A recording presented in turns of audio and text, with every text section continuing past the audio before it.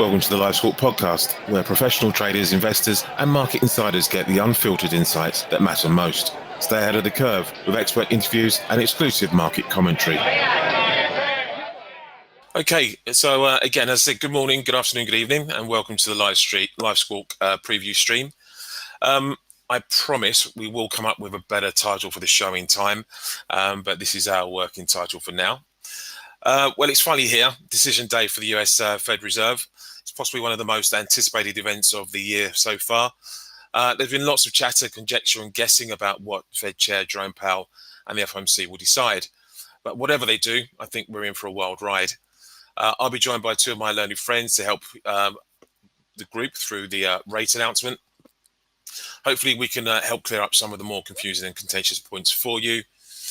In terms of who we are, just to give you a quick introduction, my name's Harry Daniels. I'm a managing editor of Live Squawk.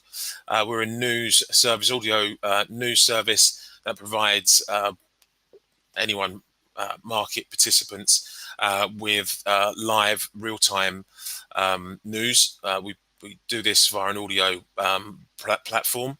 And anyone wishing to trial the service, if you want to quote stream in your application, you can go to livesquawk.com and take up a free trial. And if you find and hear what you like, please do sign up and join us. I'll repeat all the details at the end. As I mentioned at the top, today is FOMC day, really, and we're looking for the US Central Bank to kick off its rate cutting cycle. If you go to the website livesquawk.com, you can get this off of X as well. You'll see our latest or my preview of today's event for those who want to have a quick read of what to expect. Decision comes up. We've got about just under 2 hours away from the rate announcement itself, and then a half hour after that, we'll hear from Fed Chair Jerome Powell, who will take a press conference. The title of the piece is Fed Walks Messaging Tightrope as it begins path back to neutral. And again, Economist poll predicts marginally that rate setters will lower borrowing costs by 25 basis points this week, bringing the Fed funds target range to 5.25%. And this would mark the US Central Bank's first rate cut since the global pandemic began in March 2020. Just a note here from Mark Cabana of Bank of America. He described the market as unusually uncertain regarding the September meeting. Says that rates are priced in, and I think this has changed a little bit more to a 50-50 feel now, but rates priced in 34 basis points of cuts for the September FOMC at the close of on Friday, and this reflected a 36% probability of a 50 basis point rate cut. Again, I think that's now moved higher in pricing in the markets over the subsequent days, but conditional on the Fed delivering a minimum of 25 basis points at today's meeting. Major bank economists remain hopeful that the Fed can guide the US economy to a soft landing. However, Cabana noted the Fed remains vigilant to downside risks to its employment mandate. On that note, let me introduce you to our first guest today. His name is Gunter, and he's an economist by training and is currently on garden leave. He speaks in his own capacity, I must make that clear. And he has over 25 years of experience in the financial industry and has held positions as a portfolio manager, salesperson, and currency strategist. I will resend his link. He's on LinkedIn and on X as well as GFXFTS. But I'll put those up at the end for anyone who wants to just view his inputs. Right now, let me just get Gunter on. I think Gunter's there. Gunter, can you hear me? I can hear you very well. Can you hear me? Excellent. We can.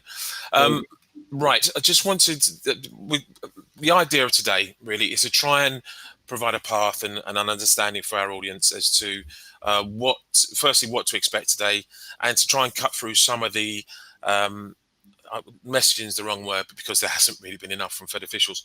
But in terms of the markets at the moment, and we know, if you've been watching the markets for the last couple of days, you'd have seen really quite a lot of chop, quite a lot of to and fro, and an increasing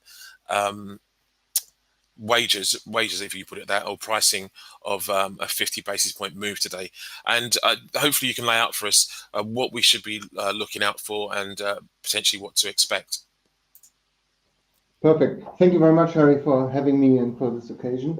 Absolute So pleasure. what I've tried to do here, maybe if you could share the screen Yeah. to have Let me see if I can do that.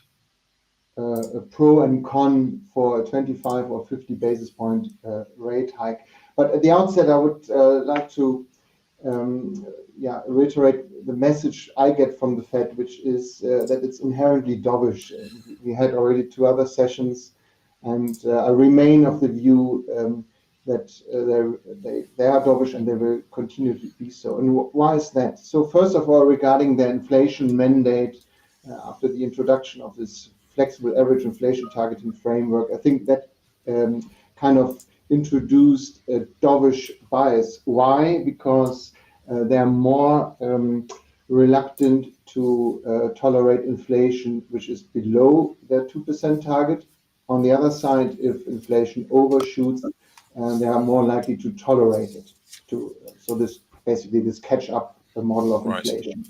The second one is recently they've highlighted risks to the labor market.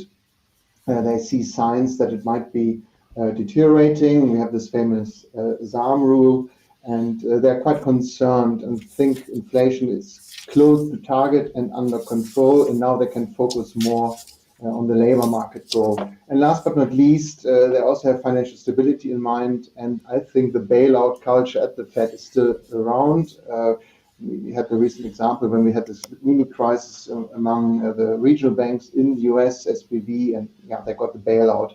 And that, if you remember, that introduced a new rally in the stock market. So let's come back to today's decision. I think 50 to 60% chance is priced in that they could do 50, so it's very important, but still some uncertainty. What's the reason why they should only do 25? By the way, I'm in the 50 basis point camp. Proponents of just a 25 basis point rate cut would say that monetary policy is not that tight. If you look at financial conditions, stock markets, credit spreads, and so on, they are quite high, credit spreads tight, and maybe also the neutral rate is higher than in the past. And a 50 basis point move could either propel stock markets or asset markets higher, or it could also smell of panic, and therefore you want to do a gradual cut. On the other side, many Fed policymakers think monetary policy is tight. I have a chart here where I deflated the the nominal Fed fund rate by certain price measures. You can take CPI, PCE, break-even inflation rates. And in the recent periods, let's say from 1995 onwards, you could say we are at the upper end of this real rate. So, we had a period where it was much higher, but let's say we are still in this regime. We are at the upper end, so we are a bit tight on a real basis. Right. Especially if you also take into account future inflation rates, which might be falling still. Then with regard to inflation, it's coming down, but there remain risks. If you look at oil prices, they could spike. Trump tariffs would be inflationary. So that would be the argument for the 25 basis point rate cut. But my view is, if you look at commodity prices, they've been falling quite sharply, especially oil. I think that's the cornerstone of the commodity block for me. Rents are lagging. That's at least what the Fed thinks, and therefore I think it as well. And if you believe Harris might win, I think that outcome would be less inflationary than a Trump win. And then, the unemployment rate is rising uncomfortably so, and Fed's Powell's speech at Jackson Hole highlighted that.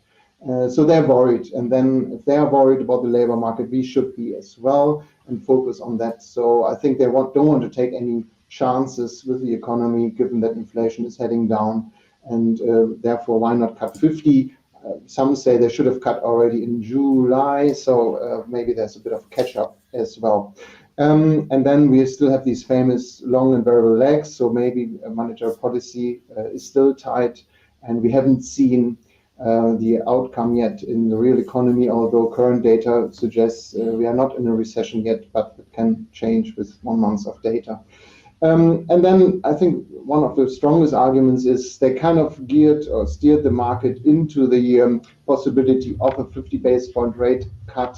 And if they now do only 25, then I think it would be a major disappointment. And why take this risk that the stock market then dives 3, 4, or even more percent, 10%? It's really unnecessary from their perspective. And then one thing I've noticed is that these reverse repos the reserves are dwindling down. So we are now at 256 billion. So excess reserves in the system are becoming less. I don't think they want to run it down to zero. So maybe also the next discussion is with regard to quantitative tightening. What's the optimal level of reserves in the system? Waller has written about it. So I could see them also making some noises at some stage, maybe not today, but in the future, that maybe quantitative tightening needs another tweak, and therefore. Just to explain that for some of our listeners, then, so on the quantitative tightening side and the balance sheet, you're talking about trying to drain a bit more liquidity out of the money market system. Yeah, currently they're doing that exactly. But the question is, how far do you go? Do you also maybe want to be there a bit more prudent on that front as well? Okay, and just to explain to our audience again, for those who are probably less clear, they injected a lot of money into the system following March 2020, when we had the global epidemic, to help credit, to help borrowing, to help keep the economy afloat. Some blamed that level of injection of cash into the system as having this inflationary effect that we've had to, the central banks have had to fight since. So in terms of what you're saying is they have to now tweak that again to try and reduce that level of liquidity at a pace that doesn't handicap the economy, doesn't send the economy into a downward spiral, and no money in the system, basically. But they want to take out that extra cash, that loose money that's jangling around, and take it out of the system. So just absolutely, yeah. Right. Because they've been burned last time when Powell was famously saying we are now on autopilot and reduce the balance sheet, and then it all went horribly wrong with the money market rates spiking and so on. So they want to prevent that. Yes, absolutely. So I just wanted to make sure that our audience had an idea about that. Excellent, thank you. So famous last words. So should I be right, and they do cut by 50 basis points, that would be still a bit of a positive surprise for the markets, I think. And I think it would also confirm the reflationary period we are in, i.e. I would expect cyclical effects to perform well, gold, stocks, bonds, everything basically. Should they sound dovish? The risk is, of course, a short-term risk is they only do 25. Of course, knee-jerk would be lower in asset markets, but then we shouldn't forget that they will continue to cut rates, right? Also, of course, we have the press conference. It will be important to see what they do also with the projections, the dots, if they move them lower. So lots of question marks, but I think at the end of the day, they're dovish. And so I would rather fade those sell-offs and go into the position than jump on it and think the world will now implode. But long term, I could see another scenario, but that's really 6 to 12 months out. Sure. That should they cut, we see an acceleration in growth. Tentative signs, we already seen a manufacturing survey picking up. It's a second tier one in New York, but still, if that theme continues and they increase again, then the Fed will at some stage also stop cutting rates, and then it's positive for the dollar. Looking into the forecast briefly, and then I'll bring in our second guest, Joseph Choi, of Curve Advisor, just to give you some of the background on what's expected from the SEP, the projection update, really, and we'll discuss the dot plot, but we are looking for the dot plots to be to show more. I think if I can get the wording right, to show more cuts going into this side of Christmas. The surprise from the June FOMC SEP update for the dot plot itself was that they took two rate cuts out and saw only one cut this side of the new year, which was the surprise in the marketplace, and the hawkish rhetoric that I think, or undertones that I think the market took from that meeting. Many expect this to now be replaced and to put back into calculations. I want to try and see if I can get. I'm still new to this. Bring up if I can find it. There was there is a chart that suggests that shows the it's Bank of America Merrill Lynch, and that shows you the updated the expectations for September's SEP. And for 2024, there isn't a great deal of change from June to September in terms of GDP, 4 quarter on 4 quarter, looking for that growth rate to say 2.1. But they are looking, and I think this isn't uncommon amongst analysts, for a downgrading of growth, if only by 0.2 for 2025 and 2026, from the 2% rate seen in June. In terms of the unemployment rate you were talking about, we're looking for that to tick up, edge up over the course of the next year, before falling a touch in 2026. And then for the inflation, again, not a lot of change this year from either the PCE inflation picture on an annual read, or core PCE annually, 2.6 and 2.8 respectively.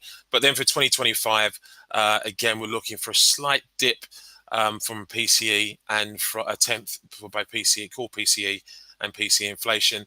And then for 2026, again, they've left it unchanged in terms of expectations from June to September.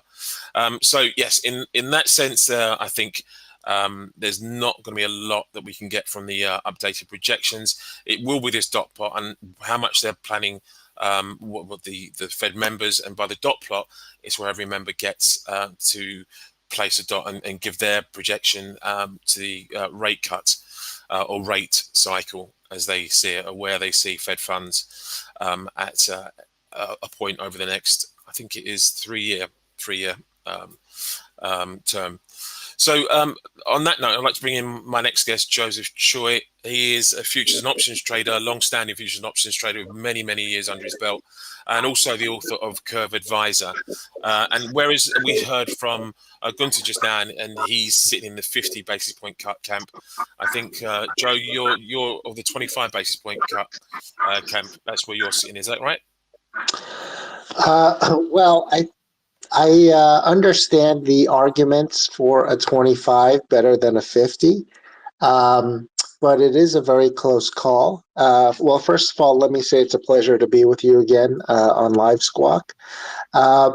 So if you look at the Bloomberg ECO function, you can see that over 90% of economists think that the Fed will go 25 today, and this is contrasted with the 55% of a 50 that's priced into the markets now. So there is this dichotomy. So anyone that has like any kind of economics background is going to lean more towards the 25, because really the only thing that has gone poorly, well, there are two things. So one is the employment report and the unemployment rate, and the second is the last beige book was terrible.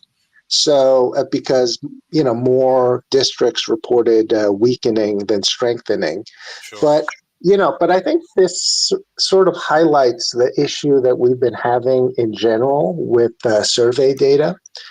Because of lower participation, and there are just a lot of there could be a lot of issues with the survey data. So the reason why I bring up survey data is that if you remember last year when Powell made his dovish pivot, it was also on the back of a very weak beige book.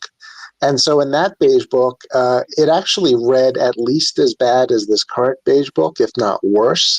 Mm-hmm. And as we all know, inflation popped higher, and so did growth after that. So, so there's just been this issue with the survey data and how that translates into real data. Like, another example would be the ISMs. Like they've been, negative below. The ISM manufacturing has been below 50 for the better part of 2 years, and so it hasn't really been a great predictor. So because of these two diverging sentiment, it's like because the Fed, I think, is more concerned at this point about the risk management aspect as opposed to the how the data has actually been coming out. And Sure. so if the Fed decides they need to go 50 for risk management reasons, I think there's a strong perception in the markets that a 50 is going to be a hawkish 50 and a 25 is going to be a dovish 25. And so we'll be able to see from both qualitatively and quantitatively. So quantitatively would be in the dots. So we can see what kind of pace of hikes the Fed expects after this current meeting, as well as for next year. And then, qualitatively would just be what Powell says in his press conference. And, I think the markets, after initially having interpreted 50 as being very concerning for the economy, the way it's traded is so after the initial Wall Street Journal article came out towards the end of last week, we had actually priced in almost 5 eases into this year. Right. And I think since then, the markets have had a rethink. And that's why the past 2 days we've seen, while the September meeting has increased in pricing, we've started to see a lot of the contracts in early 2025 lead a sell-off and a noticeable sell-off at that. So I think the markets. I think the markets are going to mostly try and focus on the medium-term picture as opposed to this immediate cut.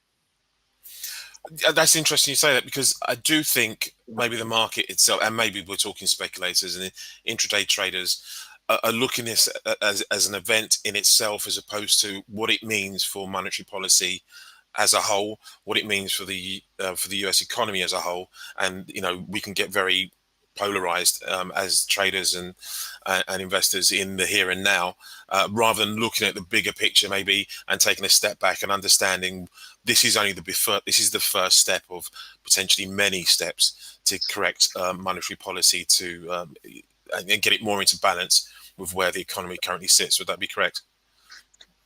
So I think so in terms of the dots, I'm actually just expecting it to come in around 3.5. So I actually don't round the dots like the media does.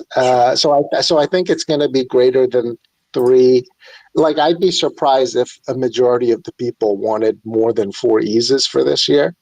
And so in that way, if I'm thinking 3.5 dots for this year, nothing's really changed that much in terms of the economic outlook or anything like that. It's just the Fed, if they go 50, the Fed just wanted to take out a little extra insurance.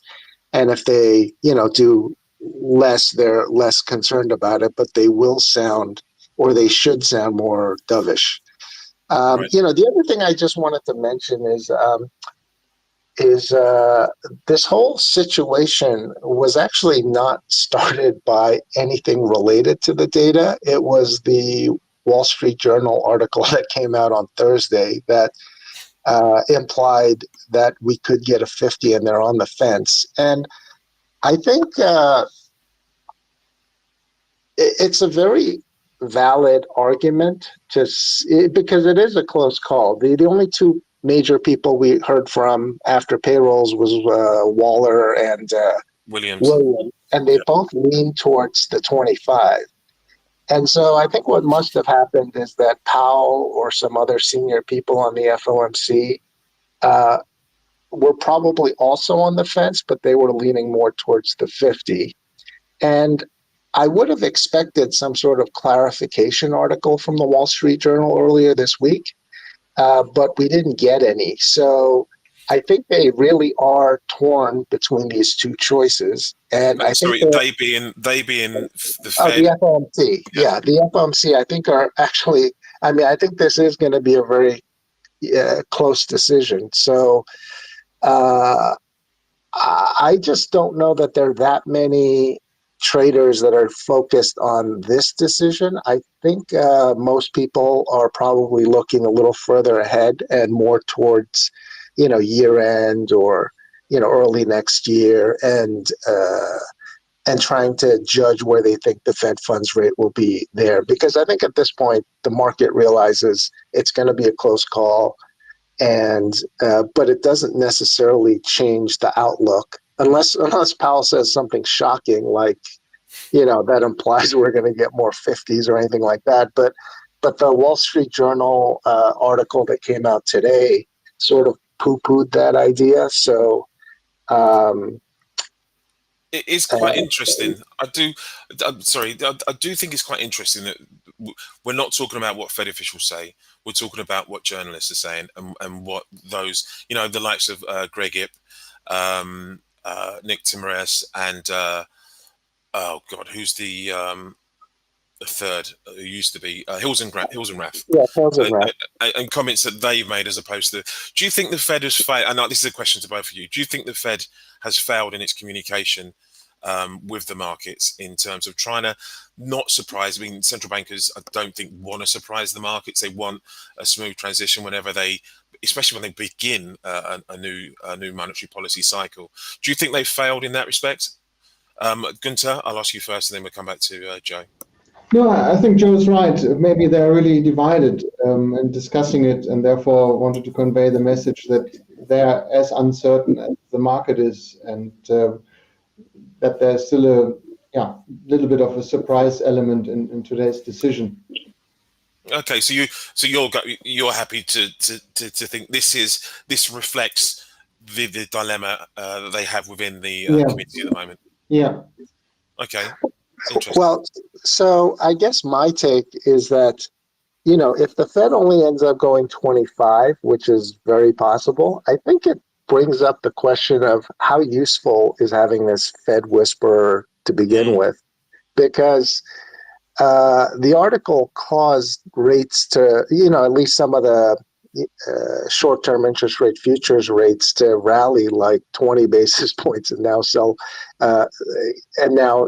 part of it back off. So if what you're trying to prevent is from the front meeting, moving 20 basis points in one go, I don't know that that's necessarily better than, having us go 10 basis points or 15 basis points, then whip back, 15 or 20 basis points. Because, if the whole point was to, reduce market volatility, it's not clear that this is the way you go about reducing market volatility. The other issue we have is that, Nick Timiraos is a fine journalist, but he does write his own articles. And so, sometimes they're going to, depending on the slate of guests that he has, they're going to lean more bearish or dovish.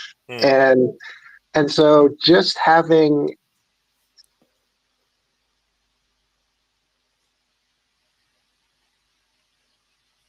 Joe, I think you've cut out.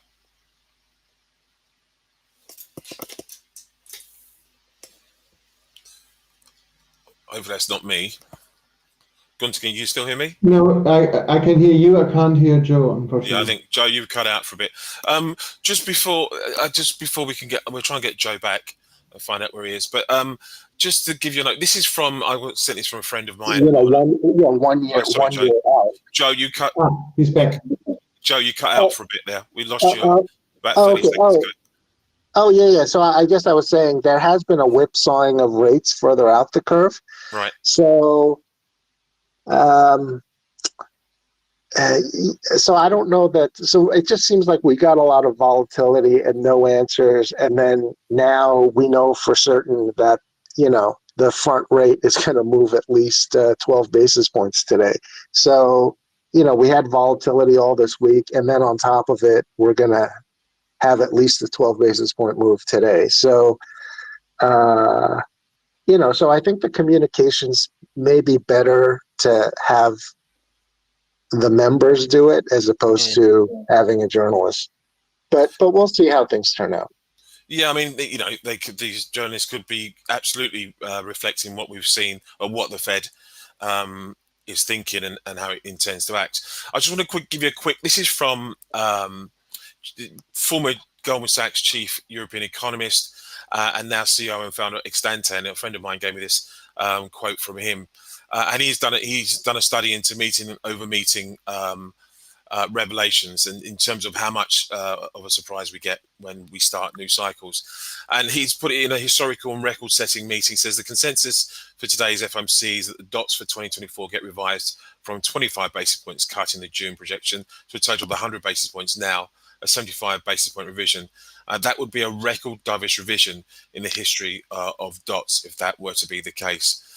So again, you can see this is between two quarterly sort of SEPs projections that we've seen such a varied range of expectations at this point now. So, for my personal opinion, I think for a central bank that doesn't necessarily want to surprise the markets, and I get what Joe says about maybe you get that momentum going and it's a less painful journey if you have to retrench rather than go the other way and reinforce rate cuts and expectations. But I think it just goes to show you that maybe it's such a hard job, and I wouldn't envy Powell and his guests and then his colleagues, just trying to communicate what is a moving target and trying to, especially on the turn when you've got an economy that's potentially on the turn, and we potentially could see it dip into recession, although it's not showing signs of that.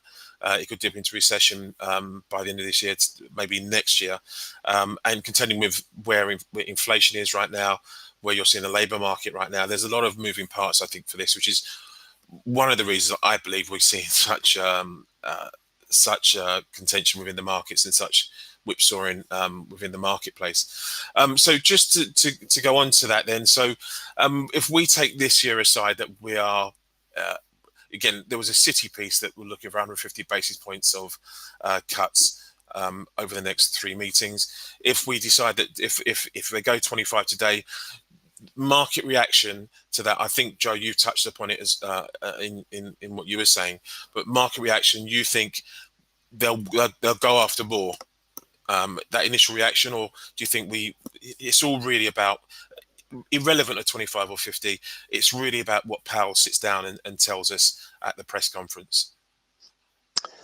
So my key focus after the 25 or 50 is actually going to be where the 2024 dot is, because that will tell us a lot about what they're thinking about in terms of their reaction function. So, if they go 50, I think, there's a good chance that the next two meetings will probably only show 125 bip ease afterwards. So 4 eases total this year. And if they go 25, it's hard to say if it's going to be 3 or 4 eases for this year, but I do think that if they go 25, Powell is going to keep the language very flexible, saying if he sees any hint of further weakening, that they could go more aggressively. So in that way, I think the very front contract could be a lot more volatile than a contract a year from now, because I think the path to get to a year from now is a lot narrower than the short-term path in the next 1 or 2 meetings. Okay, interesting. Gunther, would you go along with that? Yeah, so I think a 25 basis point rate cut is a tough sell, especially if they then lower the the dots and try to sound dovish, because then the first question which will come up in the press conference is, why didn't you then cut 50 in the first place? So yeah, I remain of the view 50, sound dovish, stay course. If you're confident that inflation is falling towards target, at least in the short term to medium term, and if you're concerned about the labor market, take no chances, take out insurance and just do it. And if the stock market rallies, fine. Greenspan never was worried about a rising stock market. He said, is it a bubble or not? I don't know. We are here to clean up the mess. Should it be a bubble, and it does, if it bursts afterwards, then they clean up the mess. So he looks at financial conditions from a central banker's point of view, and therefore looks at real interest rates. They think they're too high. They have to come down. Therefore, you cut rates. They don't care about credit spreads are tight or stock markets are at historical highs. I think that's our view, and therefore we say, oh no, they shouldn't cut too much. They have a different angle, I learned at least. Maybe I'm wrong, but. Do you not think that's evolved from the days of Greenspan, though? Do you think that there are times when the Fed probably meddles when it should try and stay out of the this goes for any central bank, that they interfere too much? Hence why we got what we got with this this non-transitory inflation a couple of years back. Yeah, exactly. And they're a hostage of the markets now. Since Greenspan, since LTCM, since all these bailouts, people now expect them to be there when they're needed. And yes, I think that's us oldies think there's general social culture rather than just a central bank one. Okay, listen, guys, I think hopefully we've cleared up some of the conjecture in there and just given a case for 25 or 50. We haven't really examined the potential that they go 25 and then decide that they don't want to give it a particularly dovish message to the markets, which would be, I think, absolute carnage. But I think that there's very little risk in that, if we're honest. And I think it would be particularly irresponsible of a central bank to guide down a path, or to let the market go down a path only to completely cut off that particular avenue and go somewhere else. So although it's unlikely, I just want to mention that there's also a potential out there, but I don't think there's a lot of scope in terms of thinking about that being the case. So I just want to there's a JP Morgan piece here as well, and I just wanted to give some of the bank views as well. They say, with more balanced risks to the Fed's employment and inflation mandates, we think basic principles suggest the Fed funds rate should be in the vicinity of neutral, to be better positioned to respond to whichever risk is realized. Most estimates of neutral are at least 150 basis points lower than the current policy setting. So at a rate cutting tempo of 25 basis points a meeting, it takes almost a year to get policy back to onside. And they say, we think this motivates front loading easing at the start of the cycle, particularly since with hindsight, it might have been appropriate to start the cycle in late July, which is something that we discussed a little while ago. So just to quickly recap then before we finish for the day and let people get about their business heading into the decision. The decision comes up in just over an hour and about 6 minutes from now. The press conference will be 30 minutes later. And we'll put the we'll put up the previews already up there from livesquawk.com. Don't forget to go to livesquawk.com and sign up for a free trial if you like what you hear and you want to know a bit more about what we do. Just to quickly go over what the expectation is. So we're looking, the consensus is for a 25 basis point cut today that should bring the rate, the Fed funds rate range from 5.25%, 5.5% down to 5.25%. We're looking for updated dot plots and economic forecasts from the SEP, and within those forecasts, we're looking for little change really for growth and inflation, but maybe a slight downtick to growth, and inflation really sticking to projections noted back in June. Thank you, Gunther. Thank you, Joe, for your time. I'll put your monikers up on our X page so you can see, people can see how to get in touch with you. Thank you very much for joining me, and I'm always grateful for your two big brains and your opinions on the matters that we talk about, because I do think, again, we have some great guests on, and you guys epitomise just that clear thinking that we want our audience to sort of to gain knowledge from. So thank you very much to both of you from that. And yeah, well, we'll see you again in the future for future programs, and good luck with this evening. Thanks a lot, Harry, and thanks for a great Squawk service. It's really value added. Oh, thank you very much. Much appreciated. Thank you. And Joe, thank you very much again. Curve Advisor, go have a look at Curve Advisor. And Gunther, we'll, again, as I said, we'll put up your address and everything. And yeah, guys, please, as I said, go to our livesquawk.com if you want to understand a little bit more about what we do, if you want to take a trial of the service. If you do, I think there's a code you can put in stream, and we'll give you a discount if you sign up. But yeah, thank you very much. Thanks for listening, and we'll see you again very soon. Thank you. Thanks. Bye-bye. Thanks for tuning into the Live Squawk podcast. Your edge in the market starts here. Subscribe now.